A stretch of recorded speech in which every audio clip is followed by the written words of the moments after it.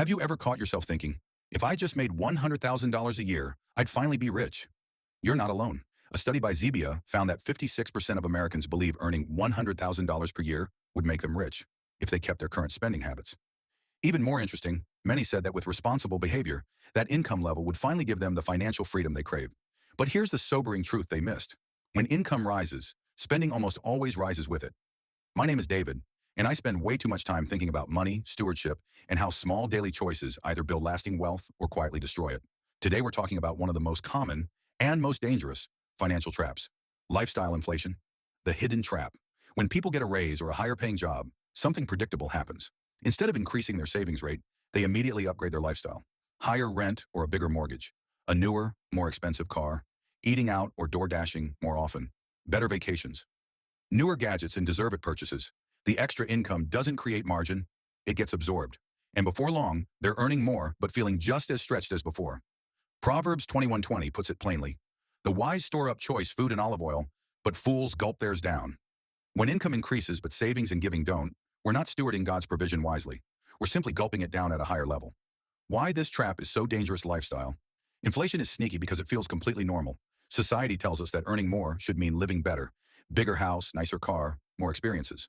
But too often, living better just means spending more, not having more freedom, peace, or generosity. The result?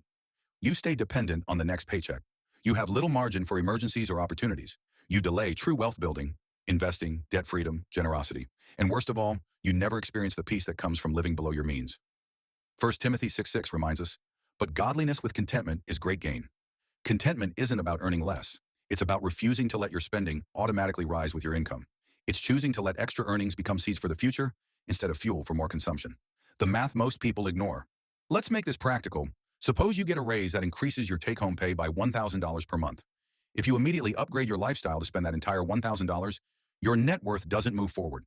You're still living paycheck to paycheck, just at a higher level. But if you keep your lifestyle the same and direct that extra $1,000 into investments earning a conservative 8% average return, over 20 to 30 years, that decision alone can create hundreds of thousands of dollars in future wealth. The difference isn't the income, it's what you do with the increase. Biblical wisdom for breaking the cycle. God calls us to be faithful stewards, not slaves to lifestyle creep. Proverbs 22:7 warns, the rich rule over the poor, and the borrower is slave to the lender. Lifestyle inflation often leads to more debt, bigger house, nicer car, more credit cards, which keeps us enslaved longer. Instead, Scripture encourages diligence, planning, and contentment. Save and invest consistently.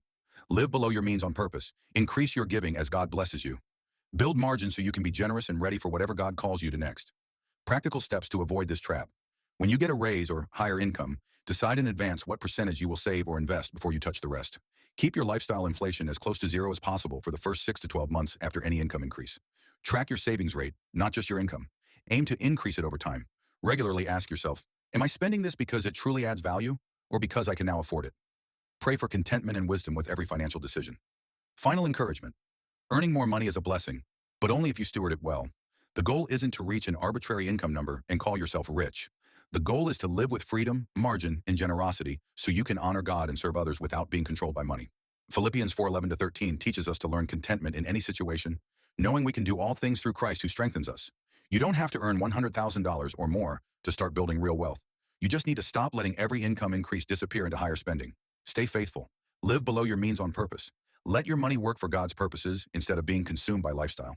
If this video challenged the way you think about income and spending, hit like, subscribe, and turn on notifications. Drop a comment below. When was the last time your income increased, and what did you do with the extra money? May the Lord give you wisdom, contentment, discipline, and clear vision as you steward what He has entrusted to you. Shalom.